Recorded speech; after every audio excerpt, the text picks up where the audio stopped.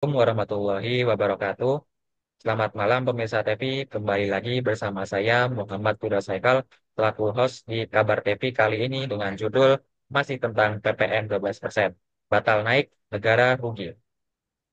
Direktorat Jenderal Direktorat Jenderal Pajak DJP Kementerian Keuangan mengungkapkan penerimaan perpajakan dari pajak pertambahan nilai atau PPN berpotensi hilang 75 triliun rupiah.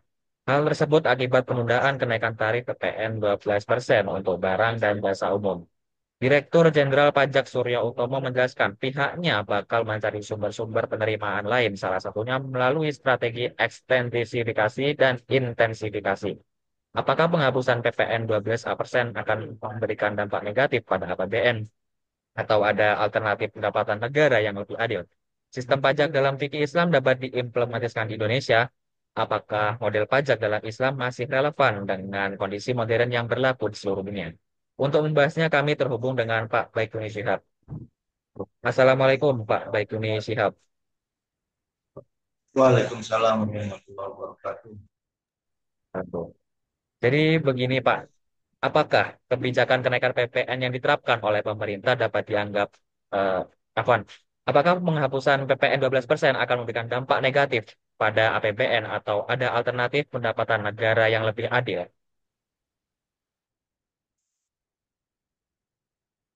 Baik, Assalamualaikum warahmatullahi wabarakatuh. Eh, Terkait dengan ungkapan pemerintah bahwa mereka mengalami kerugian 75 triliun akibat akibat dibatalkannya kenaikan PPN 1% dari sebelumnya 11% menjadi 12%.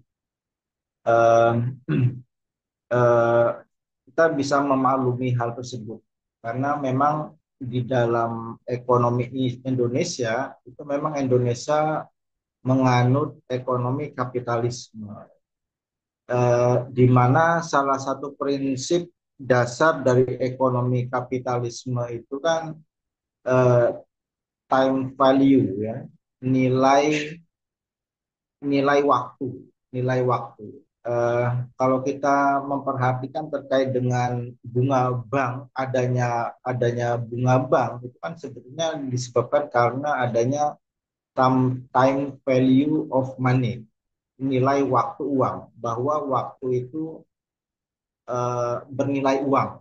Orang minjami duit kepada orang lain itu kan karena dia kehilangan kesempatan untuk memanfaatkan duit, eh, eh, yang membuat duitnya itu menjadi dipakai oleh orang lain.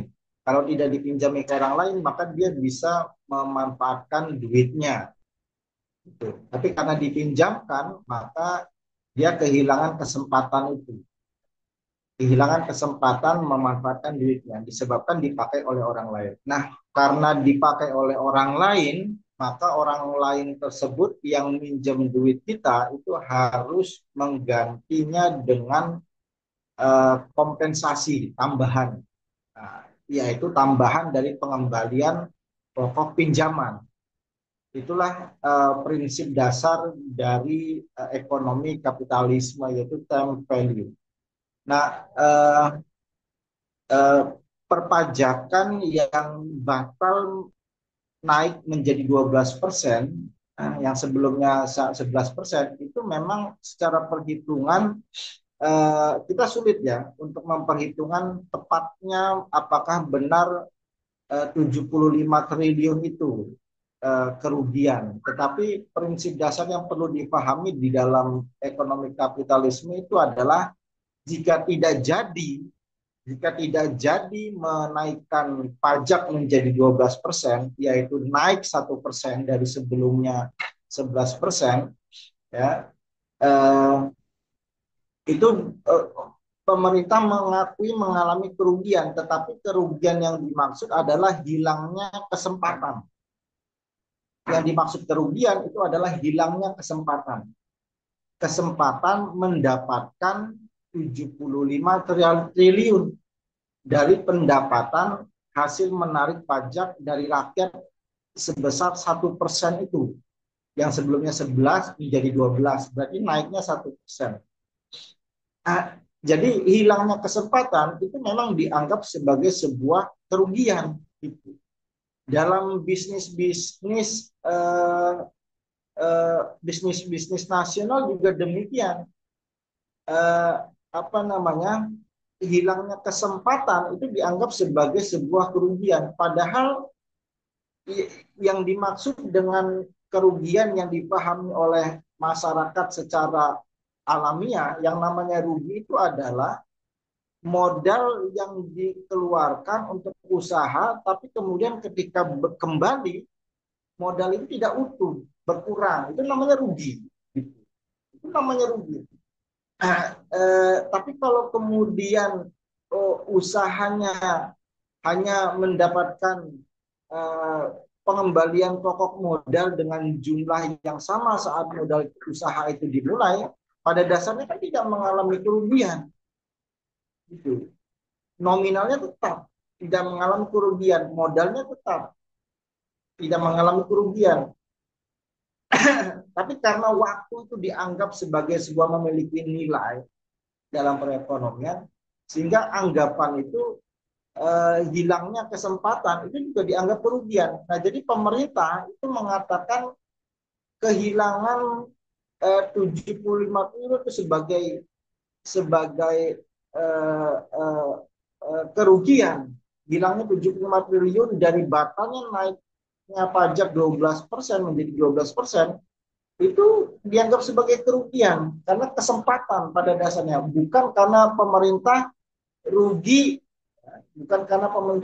sebagaimana sebagaimana duit itu hilang akibat dikorupsi misalkan. Nah, ini sangat prihatin mengingat kasus yang baru kemarin, Harvey Muiz, ya, Harvey Muiz yang mengkorupsi dalam bidang pertambangan 217 triliun, ya, 217 triliun, eh, yang mendapatkan hukuman cuma 6,5 tahun penjara. Ya. Itu kan sebetulnya negara mengalami kerugian. Kenapa?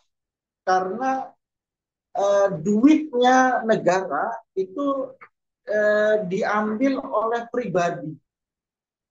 Jadi sebetulnya negara itu seharusnya lebih menganggap sebagai kerugian itu ketika duit negara yang benar-benar secara fisik nominal itu hilang, diambil oleh orang lain. Itu yang seharusnya dianggap sebagai sebuah kerugian. Tetapi itu tidak dianggap sebagai sebuah kerugian. Kenapa? Karena hanya menghukum cuma 6,5 tahun penjara. Ya. Hanya menghukum pelakunya hanya 6,5 tahun penjara, hanya disebabkan karena pelakunya itu bersikap baik, punya keluarga, gitu. Padahal sudah benar-benar menghilangkan duit negara, gitu. Bukan sekedar menghilangkan kesempatan,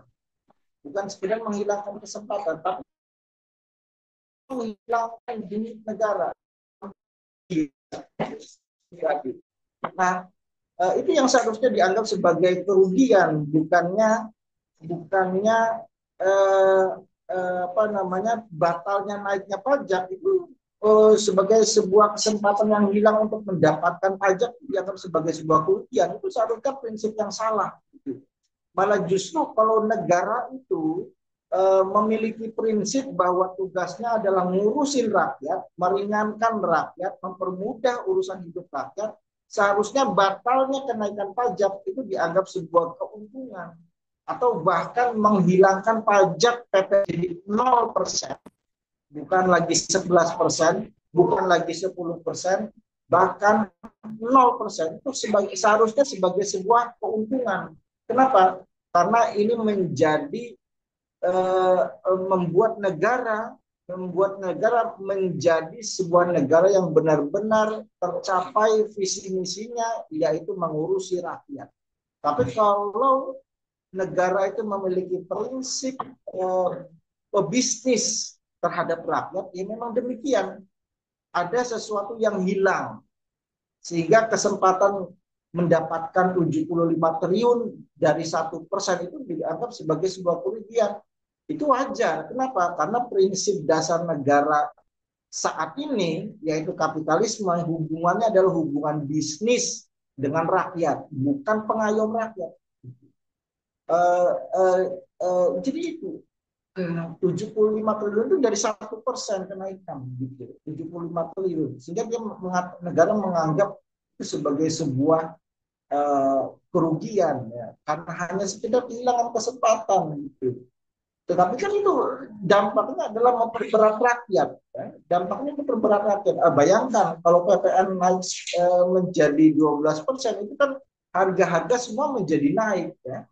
Kita sudah mengambil pedagang-pedagang itu sudah mengambil keuntungan mepet, misalkan setiap barang unit 1.000, ya 1.000. Maka kemudian kalau itu pajak dinaikkan lagi, maka tidak mungkin kan pedagang itu mengorbankan keuntungan yang cuma 1.000 itu untuk membayar PPN yang naik. Gitu.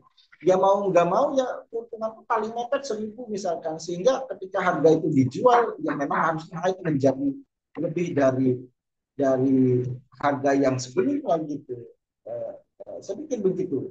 Jadi memang prinsip dasarnya memang berbeda antara pandangan rakyat dengan pandangan negara. Negara ini kapitalisme, prinsip dasarnya adalah bisnis terhadap rakyat, bukan ngayomi rakyat gitu. Sehingga tidak jadinya menarik duit dari rakyat itu dianggap sebagai sebuah kerugian. Tidak disebutkan bahwa tugas utama dari negara itu adalah mempermudah hidup rakyat, mengurusi rakyat, ya. Itu yang kemudian seharusnya dimiliki oleh negara, tapi itu tidak dimiliki oleh Indonesia. Antara antara eh, antara negara dengan rakyat yang mayoritas kaum muslimin ini, jadi berbeda prinsipnya itu. Saya pikir begitu. Saya kembali. Terima kasih. Oke, baik. Kemudian, apakah zakat dan pajak dalam fikih Islam dapat diimplementasikan di Indonesia dengan mempertimbangkan kondisi sosial dan ekonomi saat ini?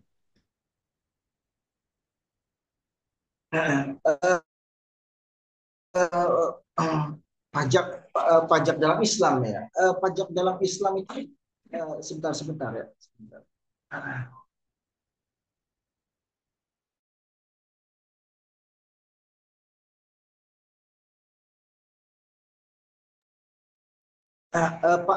Pajak dalam Islam itu pada dasarnya tidak ada ya. Eh, karena dalam Islam itu aturan-aturan itu sumber pemasukan negara dalam Islam itu tidak ada pajak. Yang ada adalah eh, horor, jizyah, pajak itu tidak ada. Gitu. Sebentar, sebentar.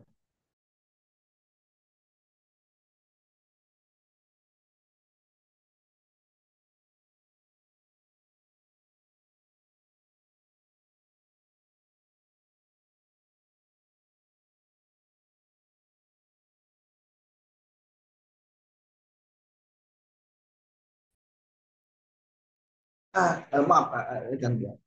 Ya, jadi pajak itu pada dasarnya dalam Islam secara konsep dari nas tidak ada.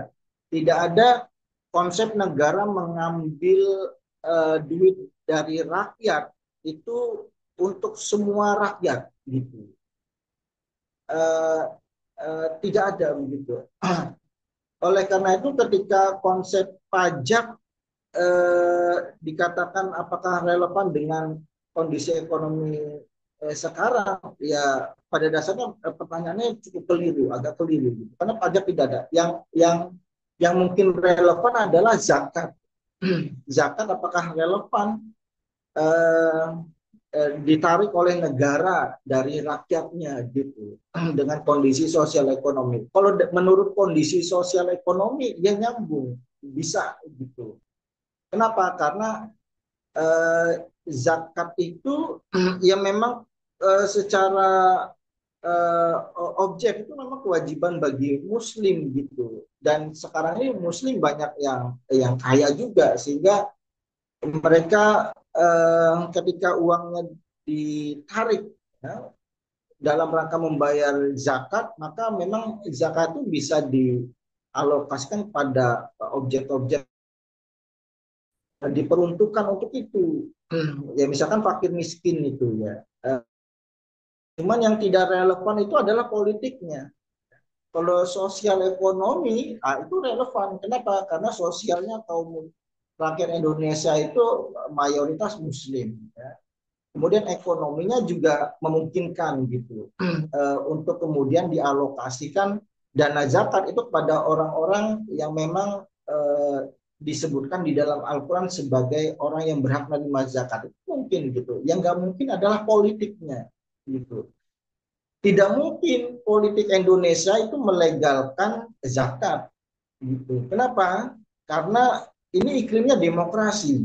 Demokrasi itu sudah barang tentu membiarkan orang-orang yang membenci Islam untuk tetap mempropagandakan kebenciannya terhadap Islam. Mohon maaf, misalkan seperti Permadi Arya yang disebut sebagai Abu Janda itu kan keluar-keluar di media sosial bahkan dalam rangka untuk melecehkan kaum muslimin, melecehkan Islam, tetapi dibiarkan gitu oleh sistem politik sekarang. Oleh karena itu, ketika zakat berusaha untuk ditegakkan, itu mesti akan memunculkan reaksi negatif dari orang-orang kafir atau bahkan Muslim yang memang tidak mengerti terkait dengan kewajibannya sebagai Muslim. Lebih-lebih lagi orang-orang munafik yang sebetulnya orang kafir tapi mengaku-ngaku Muslim gitu hanya dalam rangka untuk memperburuk menjelek-jelekan Islam dan kaum Muslimin. Kenapa ya? Karena memang demokrasi itu tidak menerima Islam. Gitu. Yang dia terima adalah ketika suara itu mayoritas di dalam parlemen, tapi ketika itu disandarkan pada hukum Islam yang sandarannya adalah Al-Quran dan hadis, itu pasti akan bertentangan, tidak akan diterima gitu. Kenapa? Karena kalau diterapkan zakat itu berarti membedakan antara kaum muslimin dengan orang-orang kafir di dalam suatu negeri yang namanya Indonesia. Kenapa? Karena zakat itu memang hanya wajib bagi muslim itu. Sedangkan kafir, orang-orang kafir non muslim itu tidak memiliki kewajiban membayar zakat gitu. Lalu kewajiban mereka apa? Kan bayar jizyah gitu. Jadi mereka tidak menginginkan itu terbedakan antara muslim dengan kafir dari segi ekonomi, dari segi pembayaran apa yang mereka harus bayar. Kalau muslim 2,5%, kalau jizyah ya, kalau jizyah itu sebagaimana yang dipraktikkan oleh Umar, untuk orang kaya itu setahun sekali bayar 4 dinar. Orang ekonomi menengah 2 dinar dan orang miskin tetap bayar jizyah 1 dinar. 1 dinar itu 4,25 gram. Kalau 1 gramnya 1 juta berarti 4 juta 250. Itu orang miskin yang bekerja tetap harus bayar jizyah. Nah, sedangkan orang muslim hanya bayar zakat dan zakatnya itu pun kalau mencapai nisab gitu dan apa namanya banyak kaum muslimin yang punya harta tetapi dia tidak menjadi wajib zakat gitu. Oleh karena itu pertentangannya adalah dari sisi konsep zakat, pertentangannya bukan sosial dan ekonomi. Kalau sosial dan ekonomi itu mungkin, tapi yang nggak mungkin adalah politik yang tidak akan menerima hukum dari Allah. Jadi memang iklim demokrasi itu pasti akan menolak hukum-hukum Islam, gitu. Pasti akan menolak hukum-hukum Islam. Saya pikir begitu. Oh, oke, baik. Kemudian, apakah model pajak insidental di negara khilafah relevan dengan sistem perpajakan modern yang berlaku di Indonesia? Dan sejauh mana pemerintah Indonesia siap mengadopsi konsep keuangan yang lebih adil dan sesuai dengan prinsip keadilan sosial dalam Islam? Iya, bahwa di dalam Islam kalaupun ada zakat ya memang sifatnya insidental. Nah, apa yang dimaksud insidental? Ya artinya bahwa eh, pajak itu ditarik oleh negara itu hanya dalam rangka menutupi kondisi pendapatan APBN yang tidak mampu memenuhi kewajiban-kewajibannya. Ya, gitu. Jadi hanya dalam kondisi ketika negara tidak mampu atau kas negara menjadi kosong dalam rangka memenuhi kewajiban-kewajibannya. Baru kemudian diimplementasikan itu pajak. Nah, itu di dalam kehidupan Islam, di dalam negara khilafah. Eh, eh, eh, dan itu pun bukan untuk semua rakyat gitu, hanya pada Muslim, dan tidak semua Muslim juga gitu, hanya Muslim yang kaya, yang dia punya tabungan.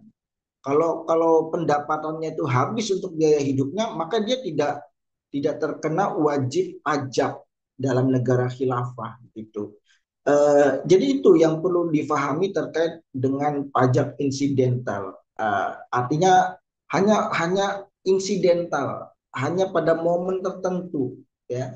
Artinya apa? Untuk keseharian, untuk operasional biasanya memang negara memenuhi kewajiban-kewajibannya sebagai negara ngurus rakyat, itu dananya berasal dari orot, jizyah, ghanimah, eh, kemudian dari hak penguasaan pemilikan umum, barang-barang tambang gitu.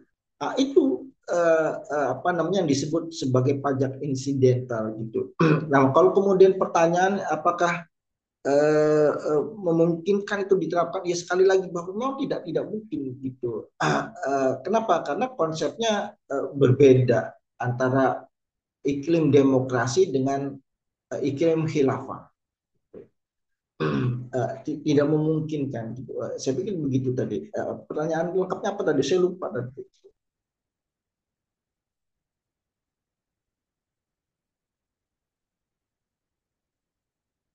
Bisa diulang tidak? Pertanyaan tadi itu apa? Oh, oke. Eh, Sejauh mana pemerintah Indonesia siap mengadopsi konsep keuangan yang lebih adil dan sesuai dengan prinsip keadilan sosial dalam Islam? Begitu. Sejauh mana? Sejauh mana pemerintah siap untuk mengadopsi sistem ekonomi yang adil ya. Nah itu ya makanya kemudian disebut sistem adil itu apa? Eh, dalam Islam yang disebut adil itu ya sesuai syariah Islam, itu adil gitu. Eh, lawannya adil itu zolim, lawannya adil itu zolim. Jadi yang dimaksud dengan sistem ekonomi yang berprinsip berkeadilan itu pada dasarnya ya sesuai dengan syariah Islam gitu. Eh, lawan katanya zolim, tidak sesuai dengan itu maka zolim. Eh, nah, sejauh mana kesiapannya?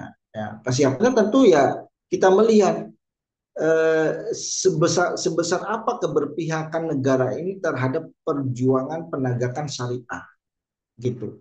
Nah, saya pikir ini jauh ya kalau kita melihat mengukur sejauh mana keberpihakan negara terhadap usaha penegakan syariah Islam.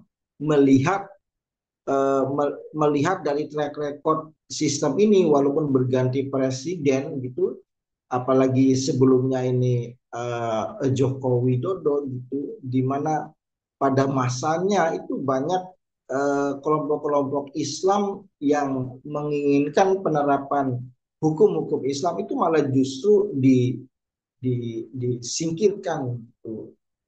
FPI, HTI, ya. Kemudian pemeliharaan terhadap orang-orang yang merusak citra Islam dan perekrutan pada orang-orang yang uh, rusak untuk kemudian menjadi menteri agama, menjadi pejabat-pejabat negara, itu saya pikir uh, cukup jauh gitu. Kalau melihat keberpihakan negara terhadap usaha penerapan syariah Islam. Jadi kalau pertanyaannya seperti itu ya, seberapa siap keberpihakannya, saya pikir agak jauh karena memang bagaimanapun rezim yang berganti itu selalu dalam iklim demokrasi, dan demokrasi itu kan sistem pemerintahan yang merupakan ajaran dari orang kafir John Locke ya, yang berasal dari Eropa dan Amerika dan teman-temannya itu Montesquieu dan lain sebagainya, dan diwariskan melalui penjajah kepada kita gitu. Sesuatu yang sesuatu yang sangat tidak sinkron dengan kehidupan Islam dan kaum muslimin gitu. Oleh karena itu tidak bisa kalau kemudian kita mengharap penerapan Islam dalam iklim demokrasi. Oleh karena itu seharusnya sistem ini yang dirubah terlebih dahulu menjadi sistem Islam. Baru kemudian sistem ekonomi yang berkeadilan itu bisa diterapkan gitu. Karena yang disebut adil itu pada dasarnya ya sesuai dengan apa yang diinginkan sang pencipta gitu. Kalau sebagaimana kehidupan Eropa ya, di mana mungkin banyak rakyat yang kaya, perlu menjadi catatan juga seperti Amerika itu ya. Kalau kemudian yang dimaksud ekosistem ekonomi yang bagus itu contohnya adalah Amerika dan Eropa ya, coba dilihat itu.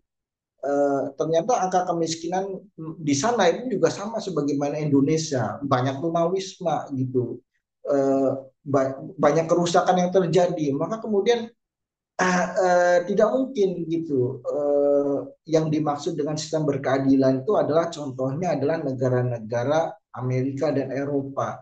Karena walaupun di sana mengiklankan banyak kemegahan, tetapi di sana juga banyak kerusakan gitu. Nah, sedangkan yang dimaksud benar-benar sistem ekonomi yang berkeadilan itu seharusnya kita mencontoh pada sejarah kaum muslimin, era masa Khulafaur Rasyidin, masa Bani Umayyah, Umar bin Abdul Aziz, masa Harun ar-Rasyid gitu. Nah, itu yang seharusnya menjadi kiblat untuk kita mencontoh sistem ekonomi yang berkeadilan.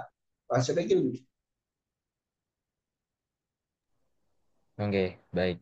Jadi kesimpulan yang bisa saya dapatkan di sini ya dari awal tadi sudah sempat dijelaskan dulu kalau Indonesia kan menganut sistem kapitalisme yang dimana salah satu prinsipnya itu waktu bernilai uang ya. Menganggap bahwa seorang yang kehilangan waktu seperti kehilangan uang atau kesempatan untuk mendapatkan uang dan tentu ada kompensasi pokok pinjaman yang ada bunganya gitu. Di kasus ini pemerintah kehilangan keuntungan akibat penundaan dalam hasil menarik pajak 1% yang semula 11% menjadi 12%. Pemerintah menganggap hal ini sebagai kerugian karena penerapan tarif PPN ini tertunda. Kemudian dalam Islam sumber masukan negara pajak itu nggak ada. Negara mengambil duit dari rakyat untuk semua rakyat itu nggak ada. Justru zakat relevan karena secara objek adalah kewajiban bagi Muslim dan banyak kaum Muslim yang saat ini kaya gitu. Secara sosial ekonomi relevan tapi tidak secara politik karena sekarang Indonesia sebagai negara demokrasi yang sumber hukumnya bukan dari Islam. Kemudian dalam Islam yang disebut adil adalah sesuai dengan syariat, yang tidak sesuai atau kebalikannya adalah dolim. Kemudian masalah kesiapan dilihat dari sebesar apa keberpihakan negara ini terhadap usaha penegakan syariat Islam. Melihat dari track record negara hingga saat ini yang banyaknya orang-orang yang memperjuangkan tegaknya syariat tapi malah disingkirkan. Sehingga cukup jauh kesiapan dan keberpihakan negara terhadap masalah ini. Apalagi dasar negara ini demokrasi. Jadi memang dasarnya harus dirubah dulu sistemnya dari akar-akarnya menjadi sistem Islam yang sesuai dengan syariat. Begitu, nggih. ya,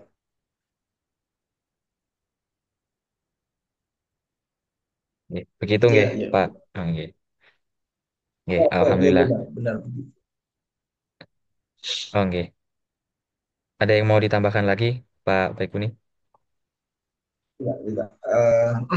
Mungkin sedikit ya, untuk Nggih. pengetahuan kaum muslim bahwa pajak itu kan pada dasarnya adalah biaya bagi pengusaha, bagi pedagang, pajak itu adalah biaya. Eh, Semakin tinggi biaya, maka dia harus menetapkan harga jualnya, maka semakin tinggi. Iya enggak? Oleh karena itu, masyarakat yang membutuhkan barang dari produsen, dari pedagang, itu dia harus membelinya dengan harga tinggi, gitu. Masalahnya uangnya itu lari kemana itu sampai kemudian eh, sampai kemudian pedagang itu menetapkan harga yang tinggi. Ya larinya bukan ke pedagang, juga bukan ke pembeli. Larinya duit tersebut ke penguasa. Larinya ke penguasa. Orang-orang yang memudahkan diri untuk menetapkan berapa penghasilan mereka kan gitu. Oleh karena itu pajak, meninggikan pajak itu memang semakin memberatkan rakyat untuk beli barang yang dibutuhkan oleh mereka gitu. Oleh karena itu semakin pajak direndahkan atau bahkan dihilangkan, maka itu akan semakin memudahkan rakyat dalam mendapatkan barang-barang kebutuhannya itu. Kalau masyarakat mudah mendapatkannya, maka roda perekonomian semakin berputar cepat gitu. Semakin berputar cepat maka semakin penghasilan semakin banyak juga, justru akan semakin memakmurkan rakyat gitu kalau pajak itu dihilangkan.